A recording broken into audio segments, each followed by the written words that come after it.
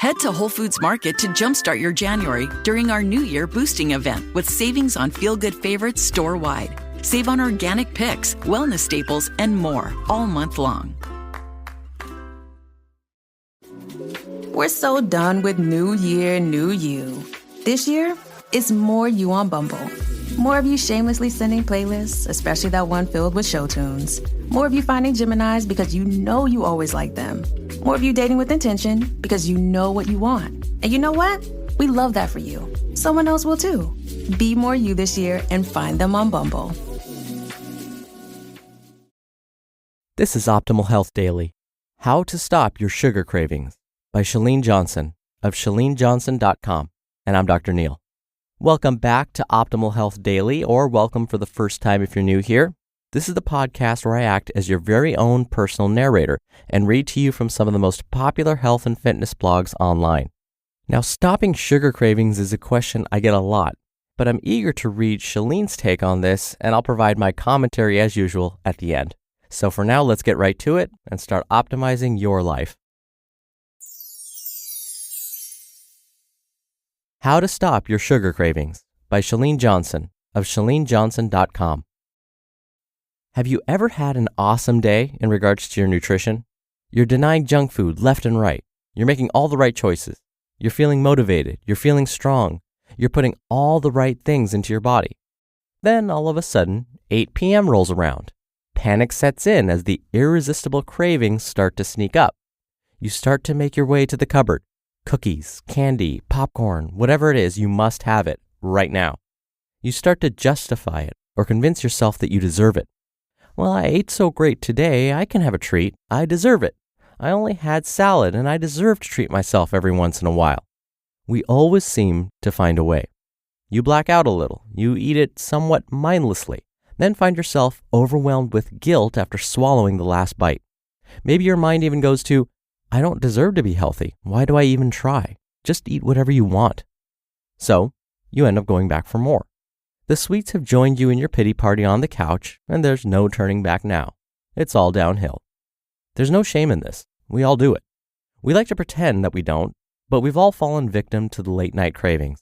So, bottom line is, you're normal. The more important part is figuring out how to keep you from falling into this trap habitually. First, I want to tell you that you are worthy of health. Your definition of health, not Shape Magazine's definition. Your definition. That means you need to get a few things right with yourself before moving forward. You are beautiful, even you men. You are unique. Your health journey is your own. Therefore, it should not be compared to anyone else's. I hope that the tips I'm about to read to you will help you kick those sugar cravings. They're some of the hardest to overcome, but I have faith. And I know you can do it. Number 1, remove forbidden items from your brain. Yes, it's great to remove unhealthy food from the fridge and pantry. However, I also want you to make a conscious decision to not make any food forbidden. When we make food forbidden, there's a mental shift in how we view it. That mental shift then makes you desire that food even more. However, if you give yourself permission to consume that food when you want it, you then take back control. Number 2, eat regularly and balanced. If you struggle with sugar cravings, make sure you're eating balanced meals every few hours or so, meals that contain carbs, proteins, and fats. This helps stabilize your blood sugar. Stick to lean proteins, complex carbs with fiber, and healthy fats. Avoid processed foods. They're packed with chemicals and artificial ingredients that can actually increase cravings. Number 3, keep healthy options handy. One of the best things I started doing was washing and prepping all of my fruits and veggies right when I got home from the store. I unload all the groceries, rinse them, then display them in the fridge at eye level in clear containers. That way, when I open the fridge, strawberries, raspberries, apples, carrots, etc. are staring me right in the face, so I'm more motivated to grab them. Number 4, don't eat when you're emotional. If you are in the midst of an emotional tornado, don't eat.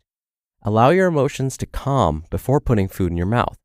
If we eat when we're emotional, we train our brain to then crave food when we are affected emotionally. Number 5, stay away from artificial sweeteners. Eating simple carbs without the addition of proteins and fats will give you a quick energy boost, but will leave you craving more. Consider other all-natural alternatives like stevia. Number 6, understand your personal food boundaries.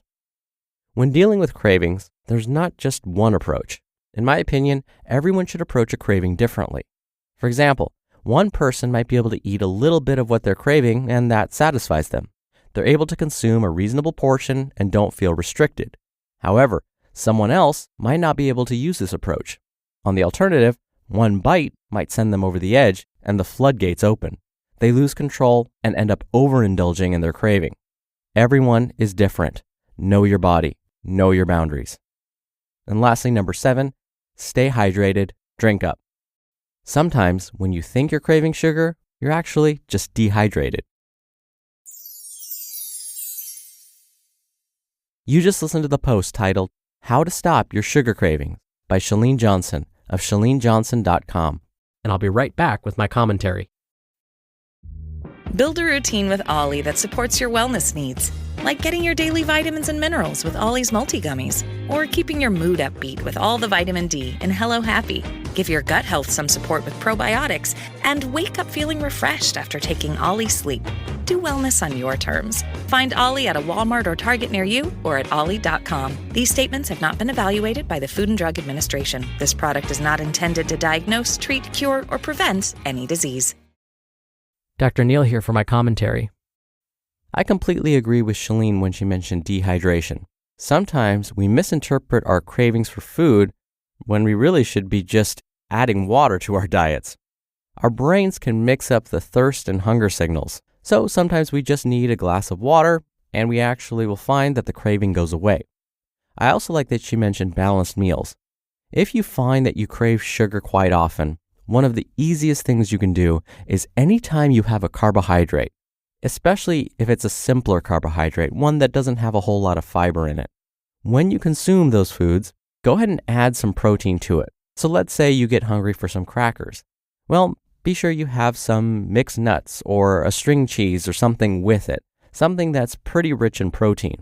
What that'll do is it'll help balance your blood sugar levels so you don't get that super high spike in blood sugar immediately. And then what happens after is you crash and your blood sugar can actually go below what's normal. And when your sugar gets below what's considered normal, that's when your body's going to start to want more sugar to bring you back up to normal. So that's why these spikes, these ups and downs in blood sugar isn't really a great thing. But to level that out, yes, eating fiber will help, but if you don't have a high fiber snack, just add some protein with it. And I love the idea of prepping your veggies, prepping your fresh foods in advance and keeping them at eye level. If you listen to this show for any period of time, you know that that's one of the techniques I like to use personally, and it works. Think about it. When you get home from the grocery store and you bought all those vegetables because maybe you've been listening to this podcast and we've talked about vegetables and how great they are. You get excited, you buy them, but then what happens when you get home? You stuff them down in the bottom of the crisper drawer in your fridge and then forget about it. So you've just bought them, you're excited. Let's go ahead and go with that excitement. Wash, prep, chop them, and yes, put them in clear containers so that they're always visible to you and a constant reminder every time you open your fridge. All right, that's enough out of me for today. Thank you for listening. I'll be back here tomorrow as usual, so I'll see you there where your optimal life awaits.